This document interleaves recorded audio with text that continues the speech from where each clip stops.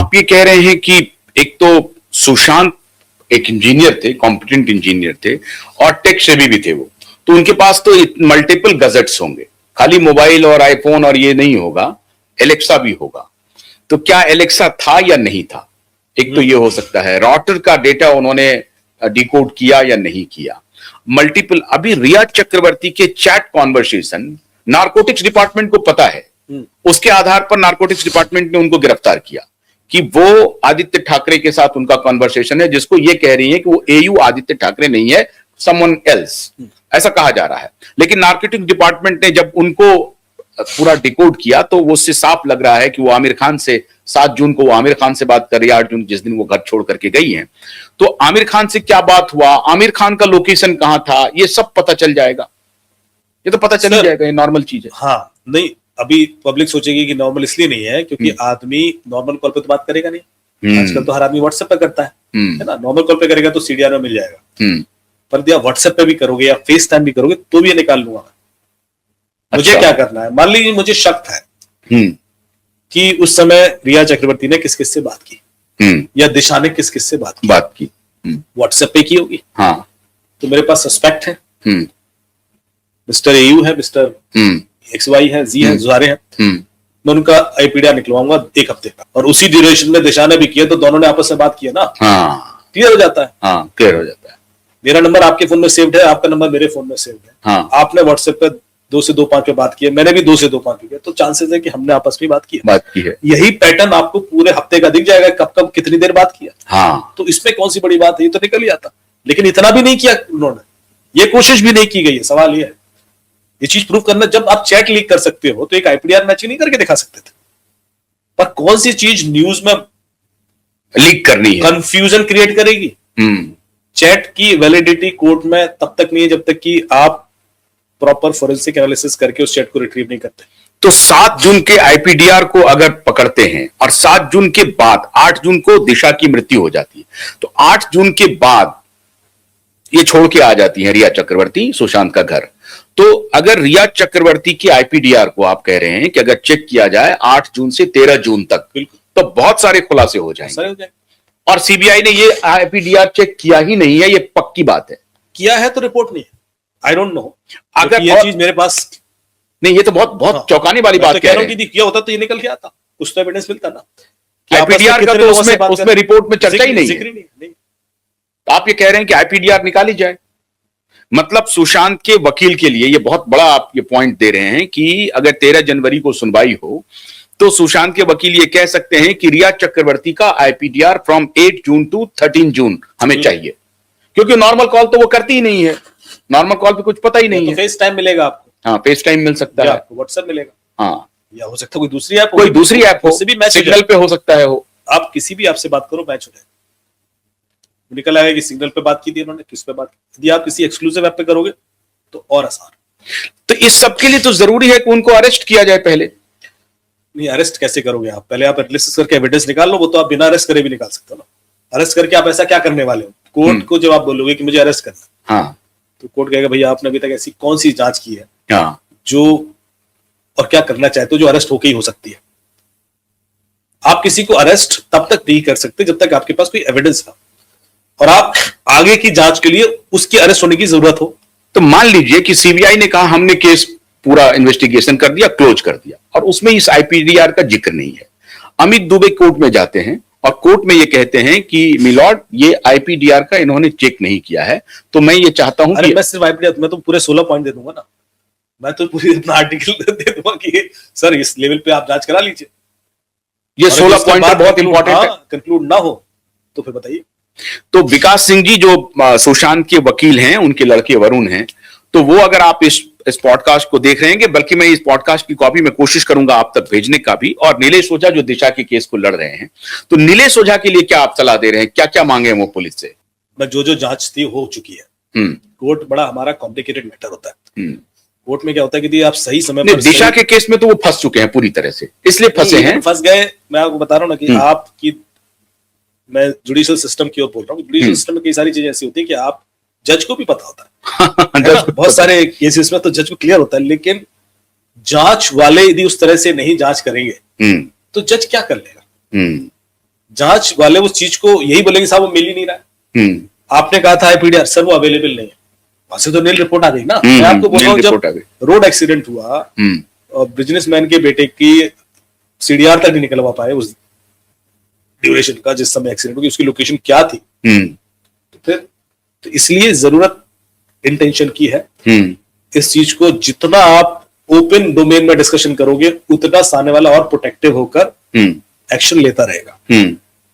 ये open domain में discussion इसलिए करना पड़ रहा है क्योंकि हमें पता है कि इंटेंशन शायद ठीक नहीं थी। हाँ, अदरवाइज ये चीजें तो क्लोज रूम में होनी चाहिए कि भाई ये चीजें ट्राई हुई नहीं हुई, ऐसा हुआ वैसा हुआ। हाँ।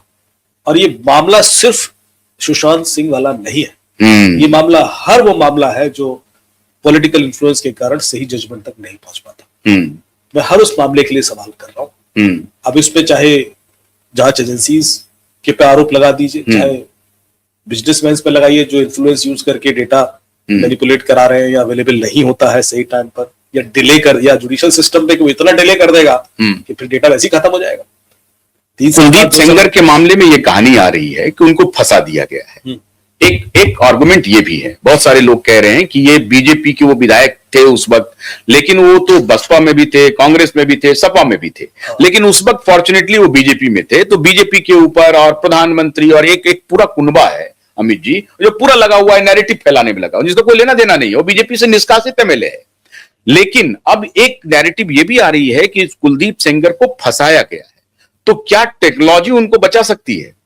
बचा सकती है बिल्कुल, काफी हद तक। लेकिन अभी होता क्या है कि जब ड्यूरेशन बहुत लंबा हो जाता है ना तो वो चांसेस लीक होने शुरू हो जाता है, क्योंकि हम कितना भी कोशिश कर लें। कुलदीप सेंगर चाहे तो बच सकते हैं टेक्नोलॉजी की वजह से, एक चांस लेना, और सुशांत को और दिशा को न्याय मिल सकता है अगर टेक्नोलॉजी की वजह से। और आप कंफर्म है कि सीबीआई ने टेक्नोलॉजी का इन्वेस्टिगेशन किया ही नहीं, क्योंकि उनसे तो कंफर्म नहीं हूं मैं। अच्छा, मैं ये चीज मुझे चूंकि जांच में कमेटी में तो मैं था नहीं, मैं ऐसा कैसे बोल दूं। हाँ। सवाल ये है कि क्या उन्होंने उस तरीके से किया।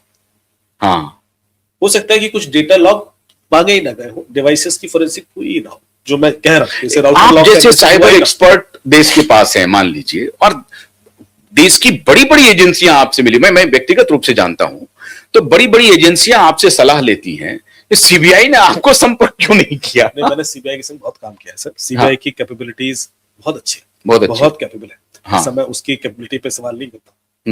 मैंने आपको यहां तक बोला कि यदि सीबीआई, आईबी या जो हमारी जांच एजेंसीज है, एनआईए है या रॉ है, जो भी है, हाँ, नहीं ये तो खैर तो बड़ी एजेंसीज नहीं है, तो फिर अलग टाइप के, लेकिन जो सीआईडीज हैं, सीडीडीआईज हैं, जो भी है, हाँ, इनकी कैपेबिलिटीज इतनी अच्छी है कि हम कुछ भी कर सकते हैं, कुछ भी कर सकते। सवाल है कि इनके ऊपर इन्फ्लुएंस किनका है, किसका है। हाँ, क्या ये खुलकर काम कर पा रहे, क्या इनको फ्री हैंड है, ये मैं सवाल कर रहा हूं। यदि वो फ्री हैंड नहीं है तो फिर चीजें उस एंगल पर कंक्लूड नहीं होंगी, फिर चीजें डिले होती जाएंगी। आपको पता है हमारे जुडिशियल सिस्टम में सिर्फ डिले करने के लिए लोग घूस दे रहे होते हैं। हाँ, ये तो आपको पता है भाई। हाँ। तो भाई इसको डिले करते हो, क्यों? क्योंकि अब 20 साल केस चलेगा तक तो आदमी निपट ही जाएगा। यही तो एक अन्याय की बात है ना, ये भी तो अन्याय है। यदि कोई चीज मुझे लेट मिल रही है वो भी मेरे संग अन्याय ही है। हाँ। सुशांत का केस 10 साल बाद सॉल्व हो भी गया, अब तो मुझे नहीं लगता कि कंक्लूजन उस तरह का होगा, लेकिन उससे भी क्या फर्क पड़ता है। Justice delayed is justice denied. हाँ, जस्टिस डिलेड इज जस्टिस। और ये चीज हमें हर लेवल पे समझने की जरूरत है, चाहे वो जुडिशियल सिस्टम हो, चाहे वो इन्वेस्टिगेशन जांच एजेंसी, चाहे वो पॉलिटिकल सिस्टम और चाहे वो मीडिया हो। इस पर मीडिया का भी बहुत बड़ा रोल होता है। जैसे आपने कहा कि चलो आज की डेट में मीडिया इतना एक्सट्रीम लेवल पर मजे ले रहा होता है ना किसी के, कि वो भूल जाता है कि सामने वाला 1% भी यदि ईमानदार है या निर्दोष है, हाँ, उसकी सुनना चाहिए। तो उसके संग क्या बीत रही है आपको अंदाजा है? आपको अंदाजा, आप पूरे पॉपुलर नैरेटिव में आप चले नैरेटिव में क्या, अरे उड़ा दो इसको, अब तो इसको आज इसको फांसी होनी चाहिए। मतलब ये वाला जो एग्रेशन है मीडिया का इतना हार्म कर जाता है, जांच एजेंसीज को भी कर जाता है, जुडिशियल सिस्टम को भी कर जाता है। नहीं, अब एक आखिरी, अभी तो सवाल बहुत इंपॉर्टेंट वगैरह हैं। दिशा का जो केस है वो, चूंकि आप अगर नहीं फॉलो कर रहे होंगे तो मैं आपको उसका ये रिजल्ट बता देता हूं। 20 जनवरी को उनकी सुनवाई है और लगातार हियरिंग हो रही है। केस इस पोजीशन पे आ गया है कि दिशा के पिता, अब तक ये कहा जा रहा था कि पीआईएल फाइल हुई है, क्या लोकस स्टैंडी है, उसकी सुनवाई ही नहीं हुई। दिशा के पिता अब इस केस में आ गए हैं। दिशा के पिता ने कंप्लेन किया है कि मेरी बेटी के साथ बलात्कार हुआ और उसके बाद उनका ब्रूटल मर्डर हुआ है, और जो एविडेंस उन्होंने दिखाया वो चौंकाने वाला है। और अभी तक वो एविडेंस वो इसलिए डर से छिपाए हुए थे, नहीं बोल रहे थे, क्योंकि उस वक्त अघाड़ी की सरकार थी और वो जो दोनों बाप बेटे थे उनकी सरकार थी। मैं दोनों बाप बेटा कहता हूं, आप शायद बचेंगे उसको कहने से, तो आदित्य ठाकरे उद्धव ठाकरे की सरकार थी। तो वो डर से बेचारे नहीं बोल रहे थे कि जो मेरी बेटी के साथ ऐसा कर सकता है हम लोगों को भी खत्म कर देगा। लेकिन जब वो हमारे, और उन्होंने बजाबता सारे चैनल पे कहा कि क्यूबाइब के लगातार कैंपेन की वजह से वो इस केस में आए, और फिर उन्होंने कंप्लेन फाइल किया और अब कोर्ट उसकी सुनवाई कर रहा है।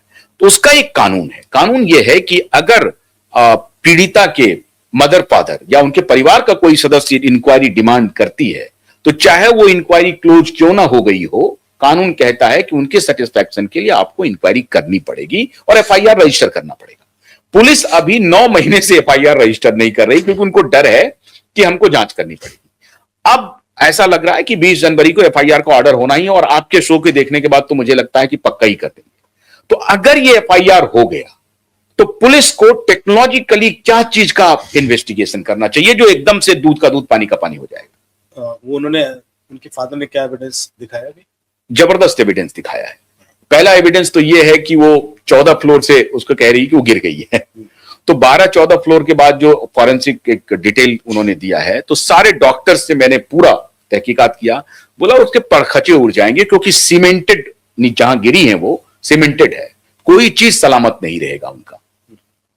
उनका पूरा बॉडी चमक रहा है, पूरा चेहरा पूरी तरह से, बोला किसी भी तरीके से वो गिरेंगी, वो सब कुछ होगा। तो जो पोस्टमार्टम रिपोर्ट है उसमें है कि सिर्फ खाली दांत टूट गया है, ये टूट गया है, फलना, उस पोस्टमार्टम रिपोर्ट कह रहा है ये फ्रैक्चर है, वो फ्रैक्चर है, फलना है, चिलना है, उसका कहीं भी नहीं है।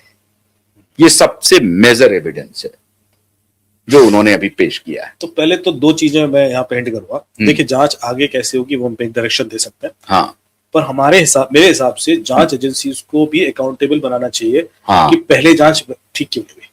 हाँ बिल्कुल, वो एक्सीडेंटल डेथ, क्योंकि वो जब तक वो अकाउंटेबिलिटी या डर नहीं जाएगा ना, हाँ, वो उसका वो चल रहा है। जो शैलेंद्र नगरकर जिन्होंने एफिडेविट फाइल किया, उनके लिए उन्होंने अरेस्ट मांगा है, डिमांड किया है वकील साहब ने। क्योंकि ये बहुत बड़ी विसंगति है कि हम, एक जज ने ऑर्डर दिया, फिर दूसरे जज ने कहा ये तो गलत है, हाँ, हटाइए इसको।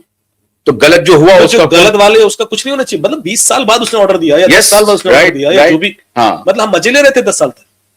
पूरा सिस्टम, खर्चा पानी सिर्फ जज के ऑर्डर पर डिपेंडेंट था। उसने दिया, और अगले दिन वो अगले हफ्ते बदल गया। बिल्कुल, आप देखिए कि मजाक है क्या। हाँ बिल्कुल, चलो बदल भी गया तो फिर सामने वाले को फायर करो, फायर करो, सामने वाले को ऑर्डर देने की हिम्मत होनी चाहिए। बिल्कुल।